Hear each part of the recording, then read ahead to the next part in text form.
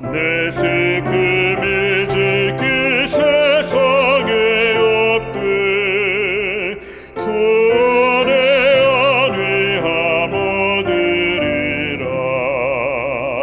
주 날개미 즐겁도다. 그 사랑 끊을 자는요.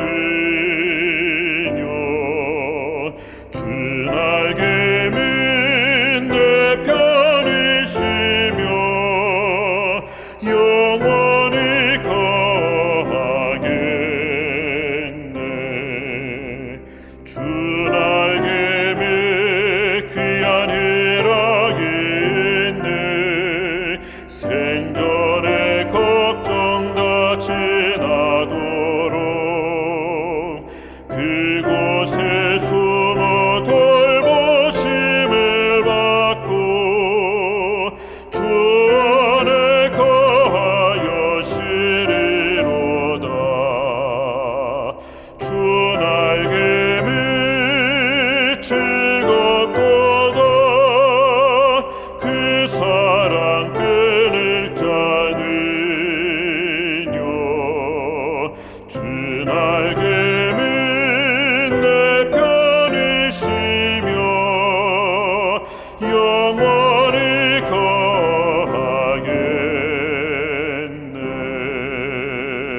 거하겠네. 하늘에 계신 하나님 아버지, 저희를 사랑해 주시고 이 시간 기억하여 기도할 수 있게 인도하여 주셔서 감사합니다. 오늘 저희 말씀을 듣고 청년의 때 하나님을 안다는 것이 얼마나 행복한 일인지를 배우고자 합니다. 이 세상 살아가면서 나의 친구가 되어 주시고 또 두려움 가운데 서 있을 때 하나님이 저희를 지켜주신다는 걸 또한 믿게 하여 주시옵소서. 오늘 이 시간은 왕자의 소원이라는 제목을 가지고 박장규 목사님 말씀 나눠주실 때 저희들 그 안에서 따뜻함과 사랑을 느끼고 배울 수 있도록 인도하여 주시옵소서. 저희의 마음을 두드려 주시고 눈과 귀를 열어 하나님의 사랑을 받고 나눌 수 있는 청년들이 되게 해주세요.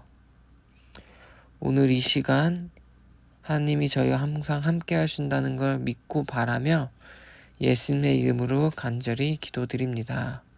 아멘.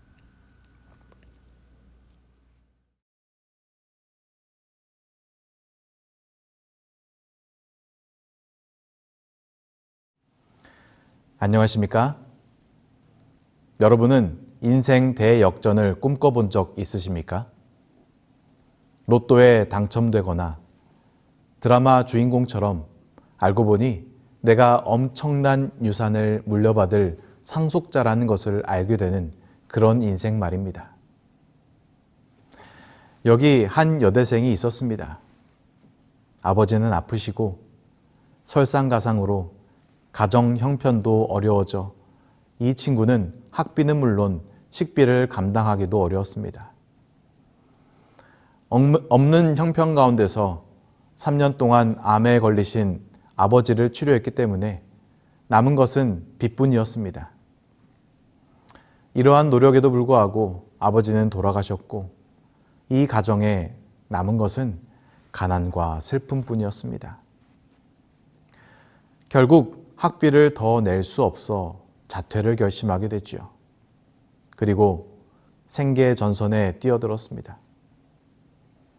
이렇게 인생의 모든 목표와 의욕이 사라진 어느 날, 참 놀라운 소식이 전해집니다. 한 번도 본 적 없는 할머니가 자신에게 유산을 남겼다는 것입니다. 알고 보니 아버지는 엄청난 재벌 2세였지만 결혼 문제로 할머니와 싸우게 되어 집을 나왔던 것이었죠. 최근 할머니가 수소문을 해서 아들을 찾았으나 아들이 죽었다는 소식을 들었고 멀리서 손녀를 지켜보고 있었던 것이었습니다. 시간이 흘러 할머니 또한 병세가 악화되었고 자신의 유언장에 전 재산을 손녀에게 유산으로 남기기로 결심한 것입니다. 할머니가 남겨준 재산은 무려 1조 1,360억 원에 달하며 부동산까지 합하면 훨씬 큰 금액이었다고 합니다.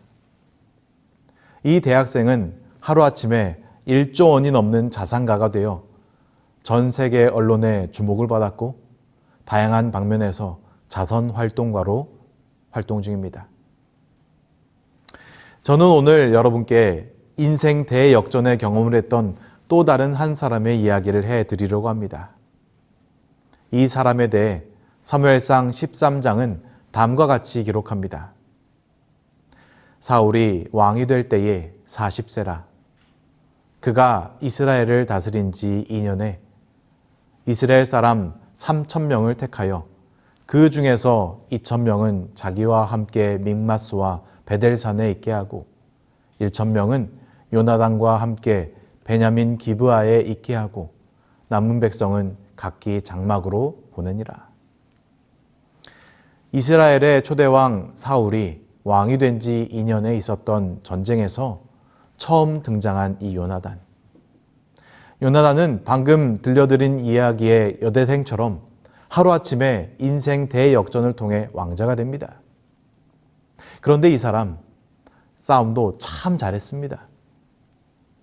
블레셋 사람들이 이스라엘과 싸우려고 모였는데 병거가 3만이요 마병이 6,000명이요 백성은 해변에 모래같이 많더라.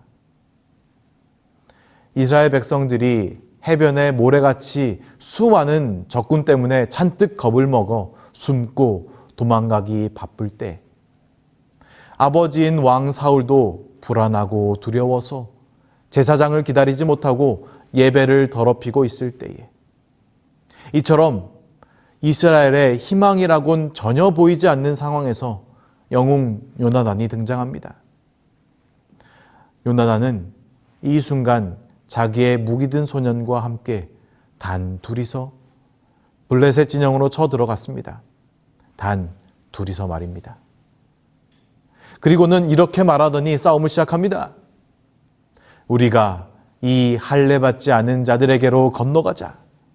여호와께서 우리를 위하여 일하실까 하노라. 여호와의 구원은 사람이 많고 적음에 달리지 아니하였느니라. 그곳에서 블레셋 군인들을 죽이고 말도 안 되게 불리한 싸움에서 이스라엘은 엄청난 승리를 거두게 됩니다. 영감의 글은 이 상황을 다음과 같이 묘사합니다. 하늘의 천사들은 요나단과 그 수행원을 보호하고 그들 곁에서 싸웠으므로 블레셋 사람들은 그들 앞에 엎드러졌다. 마치 기병과 병거와 함께 대군중이 가까이 다가오고 있는 것처럼 땅이 진동하였다. 요나단은 하나님께서 도우시는 표적들을 인정하였고 블레셋 사람들까지도 하나님께서 이스라엘의 구원을 위하여 역사하고 계심을 알았다. 영감의 글을 읽고 눈치채셨겠지만 우리의 영웅 요나단은 싸움만 잘하는 것이 아니었습니다. 그는 심지어 신앙도 좋았습니다. 요나단은 성령으로 충만한 사람이었습니다. 사람들은 모두 그를 좋아했습니다. 당연히 그가 사울의 후계자로 이스라엘을 이끌 만한 사람이라고 모두는 여겼습니다. 아버지가 기름 부음을 받은 이후로 요나단은 그의 꿈을 이스라엘 왕이 되는 것으로 정하였습니다. 하나님의 나라를 그분의 마음에 맞게 다스리겠다는 사명은 그에게 너무나도 귀한 꿈이었습니다. 그에게는 그것이 가장 큰 사명이자 하나님의 크신 부르심이었습니다. 그에게는 또한 좋은 친구도 있었습니다. 다윗 말이죠. 다윗도 요나단만큼이나 용감한 하나님의 사람이었습니다. 골리앗을 물리치고 사울 앞에 선 다윗, 그를 본 요나단의 마음에는 사랑이 가득 차올랐습니다. 다윗이 사울에게 말하기를 마침에 요나단의 마음이 다윗의 마음과 하나가 되어 요나단이 그를 자기 생명같이 사랑하니라. 외로운 궁전에서 함께 신앙을 해나갈 사람이 없어 외로웠던 요나단에게 너무 좋은 신앙의 동지가 찾아온 것입니다. 사막에서 오아시스를 만난다면 이런 기분일까요? 요나단은 다윗을 자기 생명같이 사랑하여 더불어 언약을 맺었으며, 요나단이 자기가 입었던 겉옷을 벗어 다윗에게 주었고, 자기 군복과 칼과 활과 띠도 그러하였더라. 이렇게 요나단과 다윗은 둘도 없는 친구가 되었습니다. 요나단은 자신의 생명과도 같은 군복과 무기까지 다윗에게 내어주었습니다. 하나님을 사랑함으로 둘은 점점 더 가까워져 갔습니다. 요나단, 참 부러운 사람입니다. 여러분, 오늘의 이야기가 여기에서 끝난다면 얼마나 좋을까요? 그러나 진짜 이야기는 지금부터 시작됩니다. 아버지의 범죄로 요나단의 인생은 또다시 대반전의 역사를 맞이합니다. 사무엘은 사울의 나라가 길지 못할 것이라고 예언합니다. 이 말은 아버지 사울뿐만 아니라 그의 아들 요나단도 결코 왕이 될 수 없다는 사실을 선포한 것이었습니다. 그동안 그에게 있었던 좋은 것들이 한순간 물거품이 되기 시작합니다. 인생에 처음으로 만났던 참 좋은 친구 다윗은 하나님을 사랑하는 마음이 잘 맞는 친구였습니다. 이 친구와 하나님 이야기를 하며 평생을 지낸다면 참 좋겠다 생각합니다. 그런데 아버지는 요나단에게 다윗과 가까이 지내지 말라고, 그 친구가 살고 있는 한 요나단 너는 이스라엘의 왕이 될 수 없다고 소리쳤습니다. 그리고 다윗을 죽이라고 명령하죠. 아버지의 죄로 인하여 마음이 찢어지는 고통 가운데서도 요나단은 여전히 다윗을 지켜야 했습니다.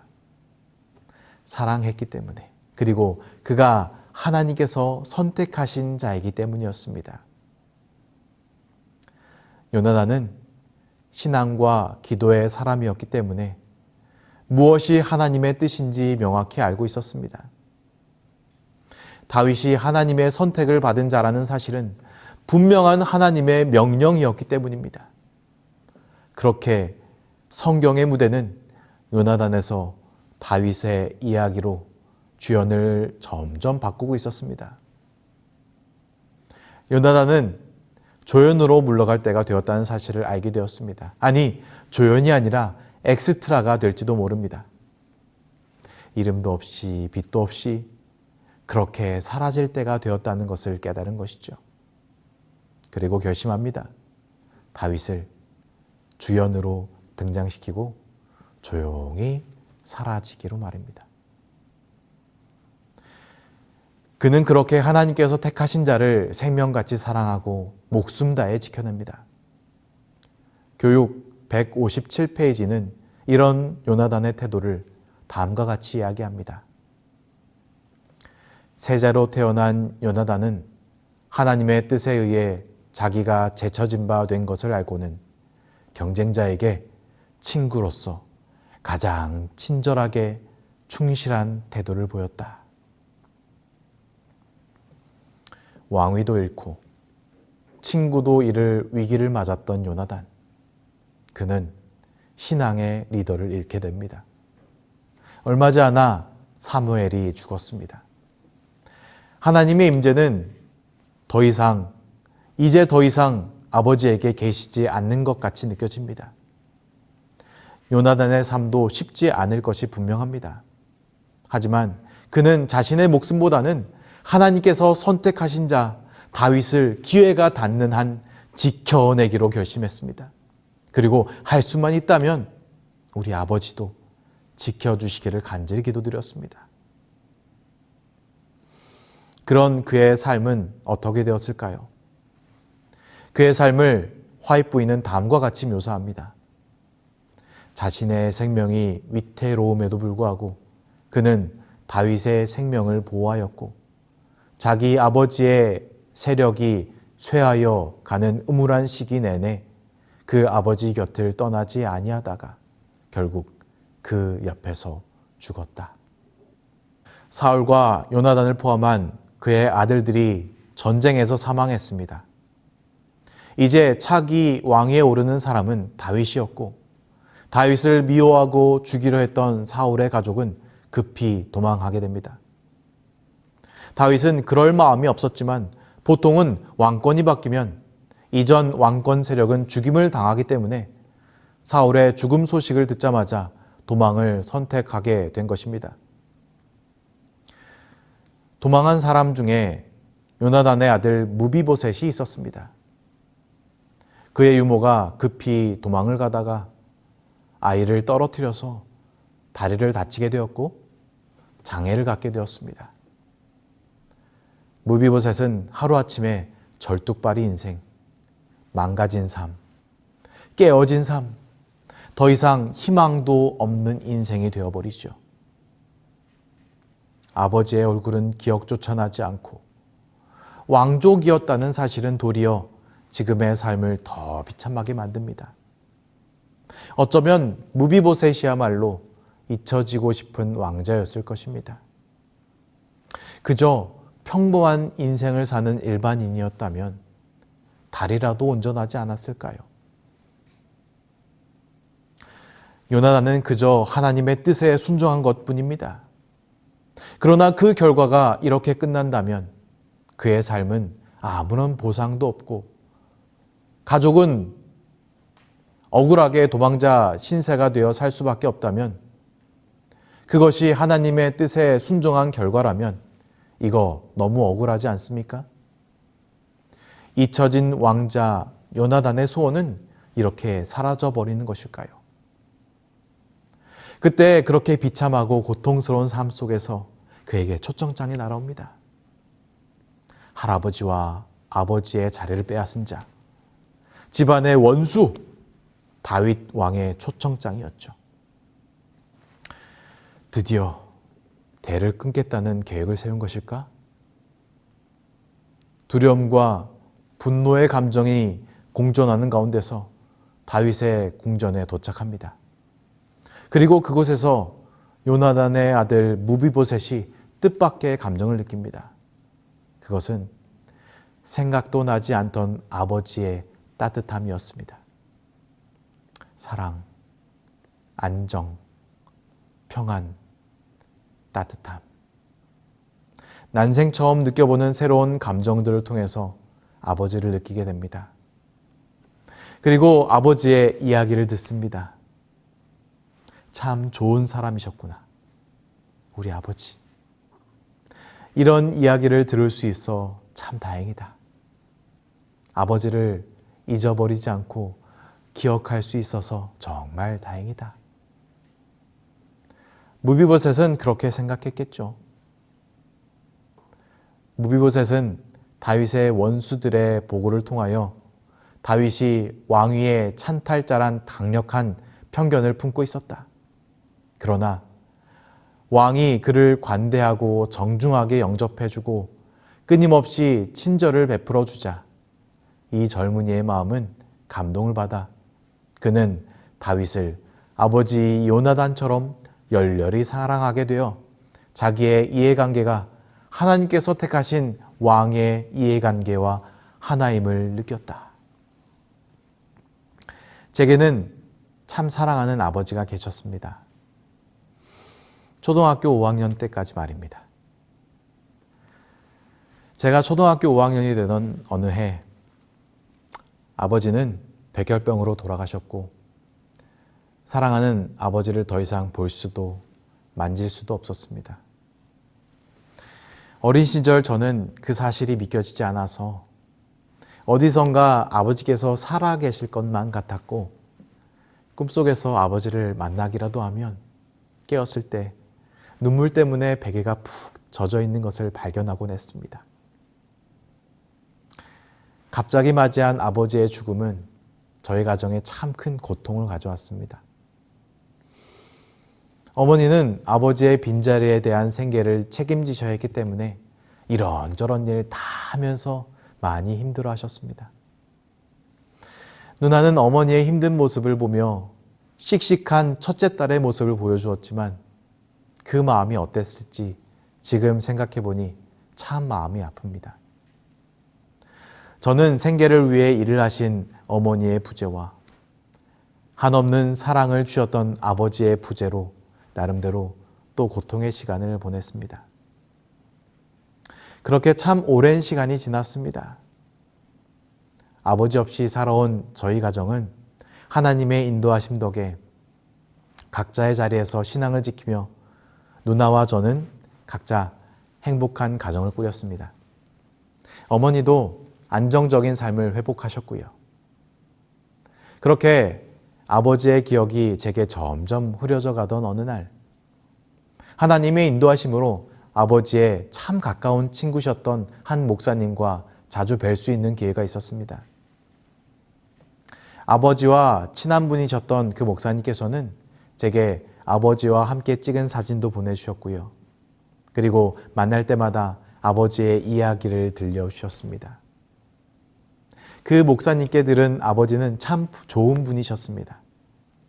운동도 잘하셨고 재미있는 분이셨고 또 지혜 있는 분이셨습니다. 아버지의 이야기를 들을 때면 참 좋았습니다. 아버지께서 좋은 분이셨다는 사실이 아들로서 참 뿌듯한 일이었기 때문이었습니다. 무비보셋도 그렇지 않았을까요? 평범한 인생을 살다 돌아가신 아버지의 삶도 제게 이렇게 큰 감동을 주는데 한때 한 나라의 영웅이자 왕자였던 아버지의 이야기를 듣는 무비보셋의 마음은 얼마나 더 기뻤을까 상상해 봅니다. 무비보셋의 이야기를 마지막으로 그렇게 요나단의 이야기는 막을 내립니다. 그리고 그의 잊혀진 왕자의 인생처럼 그의 이름도 세상에서 지워져 갔습니다. 이제 사람들은 구약하면 다윗, 모세, 다니엘 이런 빛나는 이름을 떠올립니다. 사명을 찾으며 살아가다가 소리 없이 사라진 왕자, 그 요나단. 그의 이름은 다윗을 통해서 조금씩 회자되는 정도지요. 그의 슬픈 인생을 누가 보상해 줄까요? 그러나 영감의 글은 요나단이 단지 그런 사람이 아니라고 말해줍니다. 자기 희생을 통하여 그리스도의 고난에 동참한 사람들의 기록에 두 사람, 구약의 한 사람, 신약의 한 사람의 이름, 곧 요나단과 침례 요한의 이름이 있다. 구약과 신약에서 그리스도의 고난에 동참한 대표적인 사람이 있다면 신약에는 침례 요한이고 구약에는 요나단이라고 선언해 주시는 것입니다.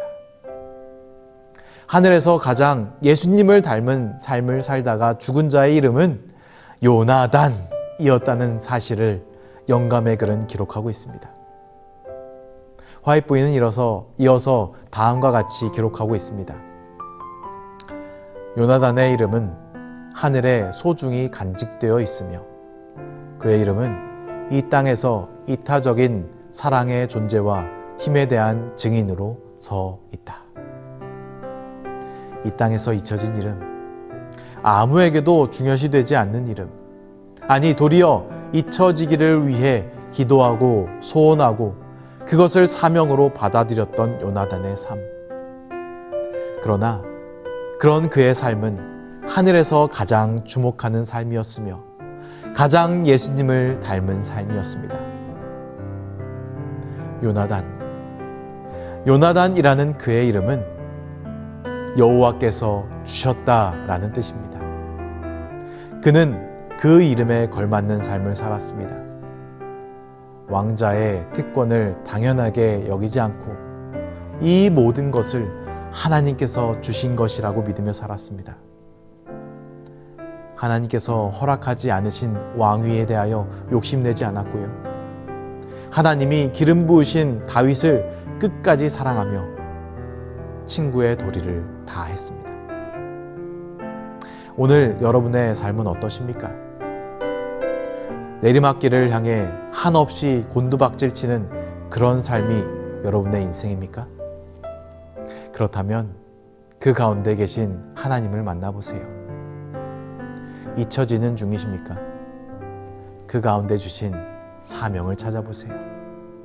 그리고 이 시대에 가장 예수님 닮은 사람이었다는 칭찬을 받아보시기 바랍니다. 잊혀진 왕자 요나단처럼, 그리고 그의 기도처럼 말입니다. 말씀을 마치겠습니다.